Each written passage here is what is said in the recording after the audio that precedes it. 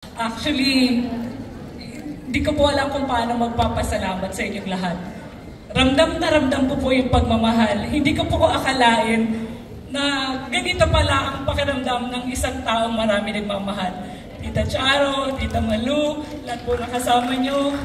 Hindi ko po maisa-isa ang lahat ng mga nagmamahal, hindi lang po sa akin, kundi kay LA.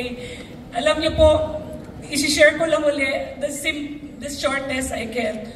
Pinaglaban po namin ang pelikulang ito dahil hindi po ito basta ginawa. Pinag-isipan, lalo sa direct FMR, puso ang ginagamit niya. Mula umpisa pa lang, hindi ko rin akalain na nandito si Sis Maricel, at lalo na si Brother Roderick, at ang aking apat na mga kasama sila. Jerby, si Ginny, si Ellen, si Ana, na lahat po naghihirap dito kasama ng 7K family at ng pamilya ko. Sis, hindi ko alam kung paano niyo po mapapanood mamaya ang isang masasabi ko. Ang dami nga nagsabi. Pag napanood niyo po mamaya, siguro masasabi niyo, may isa na namang obra maestra. Kasi po, ang isang special child, ang isang kakaibang mga bata, ang hirap po nila ilabas kung ano ang kaya nilang, ang nararamdaman nila. Pag napanood niyo po ito, di ba sis, parang hindi na nga kayo ma-acting dito dahil ang galing, ang ganda. Si Roderick, parang yung kapatid ko, kung paano niya inalagaan si LA.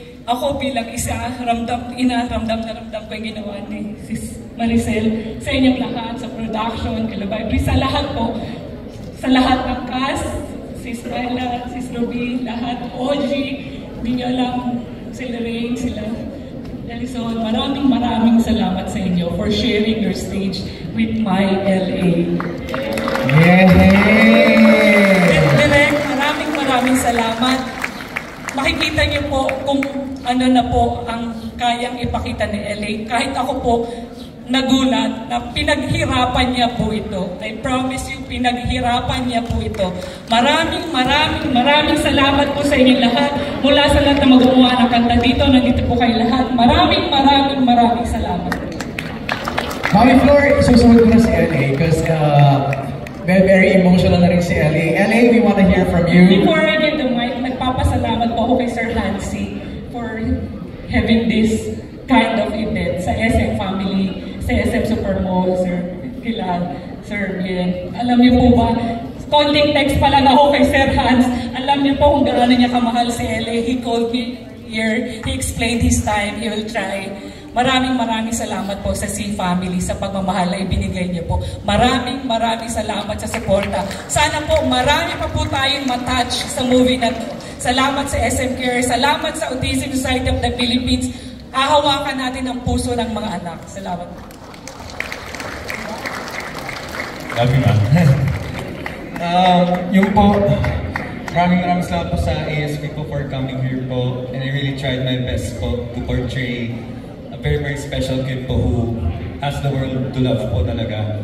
And of course, thank you po lahat ng pumunta po na very close sa puso ko po. To my Darna family! To my Nag-aapoy, Nadamdami family! Lahat kayo dyan, mga nakasama ko all throughout my career po. Maraming salamat po sa pagpunta po. At grabe po, yung pagmamahal na nararamdaman ko po ngayon, kaya grabe. And of course, to my director, Direk FM, thank you po na pinalagaan niyo po nung mabuti. Kaya yun po, mag-enjoy po tayong lahat, umiyak, tumawa, sama-sama po tayo dahil isa po tayong malaking pamilya po dito. Hindi ko lang po maisa-isa lahat ng gusto ko po pasalamatan, pero grabe po, hindi nyo po alam yung emotions na nag-feel ko po ngayon, sobrang na-overwhelm po sa pagmamahal po. Kaya, this is all for you po! May ilang bagay akong gustong pasalamatan, ilang tao na gustong pasalamatan. Sa panahon mo ngayon, napakahirap na mag-produce ng pelikula. At narito po ang 7K production para sa kanilang unang pagtatanghal. Sa panahon din na medyo mababa ang turnout ng panonood ng mga Pilipino sa sinihan, may mga sumusugal. Kaya sa kanila siguro nararapat yung pasasalamat. Kayo po siguro yung pinakamahal at pinakamalalapit na kaibigan namin na una naming inimbita para manood ng aming pelikula. Nakita ko po sa audience ang dalawa sa tinitingala ko sa industriya, si Ma'am Chara Santos at si Tita Malu Santos. Malaki po ang utang na loob ng pelikulang Pilipino, ang industriya sa inyo dahil sa panahong mababa ang turnout ng cinema, dalawa po kayo sa nakipaglaban para manatili ang ating industriya. Maraming salamat po sa pagdalo ninyo sa amin. Para po sa mga miyembro ng Autism Society of the Philippines, alam ko po bilang magulang ng mga bata na nasa spectrum, hindi kayo laging papasalamatan at abot-abot ang paghihirap na dinadanas ninyo.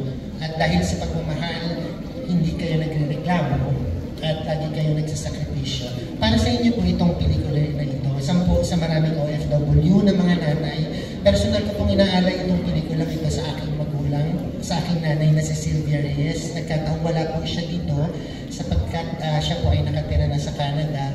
Malapit po sa akin yung storya dahil minsan iniwan din po niya kami at nagpunta sa ibang bansa para maitaguyod kami. Nung maliliit kami, nung iniwanan kami ng aming mga magulang, malaki ang bigat sa dibdib, pero puno ng pangako na isang araw babalik.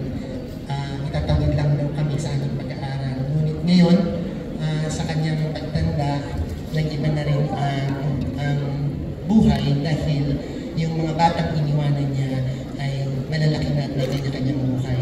So para din po ito sa maraming OFWs na nagtatrabaho sa isang bansa at nagsasakripisyong malayo sa kanilang mga pamilya.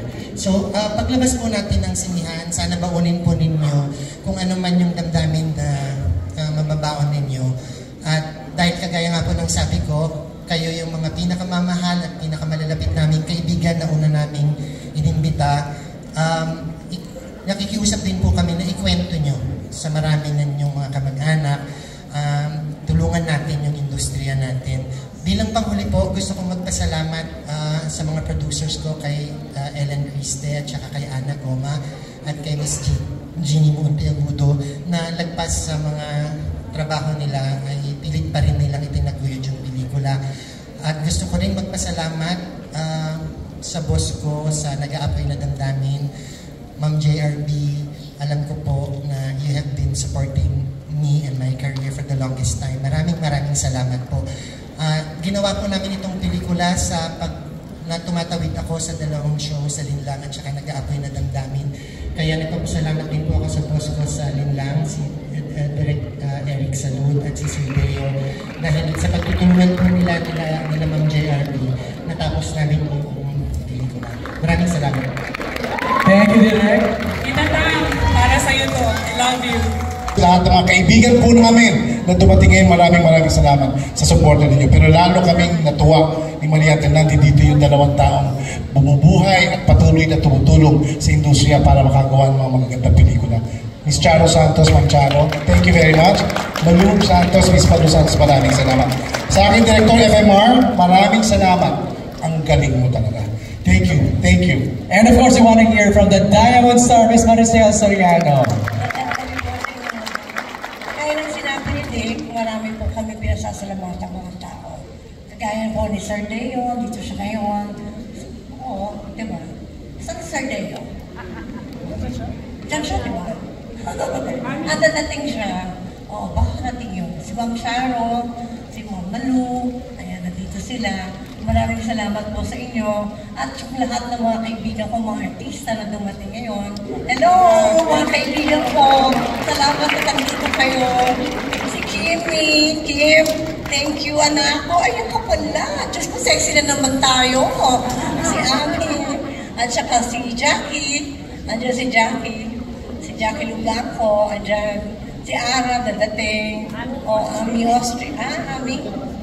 Ami Perez, andyan si Chang Ami ko, si Snooki na dating, andyan na, ayan sila, si Janela daw nandyan, si Carla, ayan, si Kira nandito. Maraming salamat sa inyo ha, sa support ang binibigay nyo sa amin. Maraming salamat din po sa lahat ng mga sa Salamat po.